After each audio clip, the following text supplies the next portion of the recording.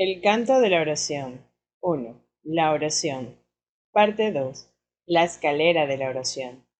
La oración no tiene principio ni fin, es parte de la vida, pero cambia de forma y crece a medida que uno va aprendiendo, hasta que alcanza su estado amorfo y se funde en una comunicación total con Dios.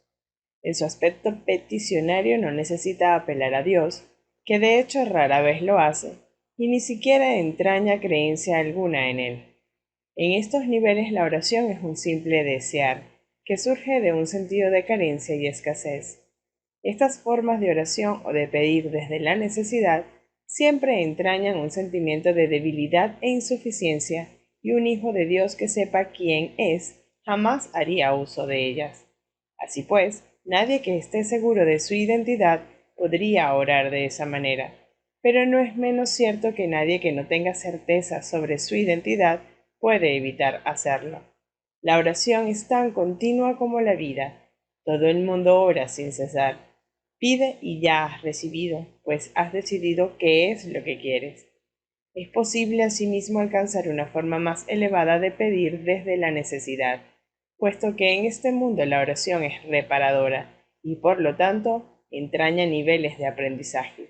En ese caso, la petición puede estar dirigida a Dios con verdadera fe, pero aún sin comprensión. Por lo general, se ha alcanzado un vago y con frecuencia inestable sentido de identificación con Él, pero tiende a estar nublado por un sentimiento de pecado profundamente arraigado. En este nivel es posible que se sigan pidiendo cosas de este mundo en variedad de formas, como también es posible pedir dones tales como la bondad o la honestidad, y en particular perdón para las muchas fuentes de culpa que inevitablemente yacen bajo cualquier oración procedente de la necesidad. Sin culpa no hay escasez. Quien está libre de pecado no tiene necesidades.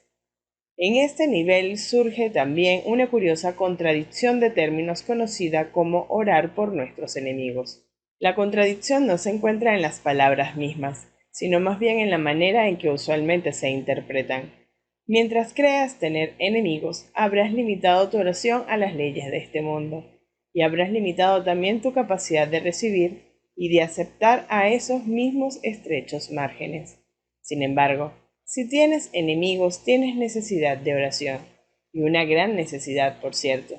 Entonces, ¿qué significa realmente la frase orar por nuestros enemigos? Significa que debes orar por ti, para que no busques aprisionar a Cristo y así perder el reconocimiento de tu propia identidad. No traiciones a nadie o te traicionarás a ti mismo. Un enemigo es el símbolo de un Cristo prisionero. ¿Y quién podría ser él sino tú mismo? Orar por los enemigos se convierte de este modo en una manera de orar por tu propia libertad. Ahora la oración ha dejado de ser una contradicción. Se ha convertido en una declaración de la unidad de Cristo y en el reconocimiento de su impecabilidad. Ahora se ha vuelto santa, pues reconoce al Hijo de Dios tal como fue creado. Nunca olvides que la oración en cualquiera de sus niveles es siempre para uno mismo. Si te unes a alguien en oración, lo haces parte de ti. El enemigo eres tú, al igual que eres el Cristo. Por ello, antes de hacerse santa, la oración es una elección. Tú no eliges por otro, solo puedes elegir por ti mismo. Ora verdaderamente por tus enemigos, pues en esto radica tu propia salvación. Perdónalas por tus pecados y ciertamente serás perdonado. La oración es una escalera que llega hasta el cielo. En lo alto se produce una transformación muy similar a la tuya, pues la oración es parte de ti. Las cosas de la tierra se dejan atrás y ya no se recuerdan más. No se hacen peticiones, puesto que nada falta. Se reconoce plenamente que la identidad en Cristo es algo eterno, incorruptible y más allá de todo cambio. La luz ha dejado de titilar y nunca se apagará. Ahora, sin necesidades de ninguna clase y revestida para siempre con la pura impecabilidad que es el regalo de Dios para ti, su Hijo, la oración puede convertirse otra vez en aquello para lo que se concibió, pues ahora se eleva cual canto de gratitud a tu Creador, sin palabras, pensamientos o vanos deseos, y sin necesidad de nada en absoluto. De este modo se extiende como estaba destinada a hacerlo, y por esta ofrenda Dios mismo da las gracias.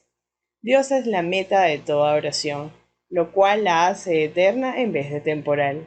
No tiene comienzo, pues la meta nunca ha cambiado.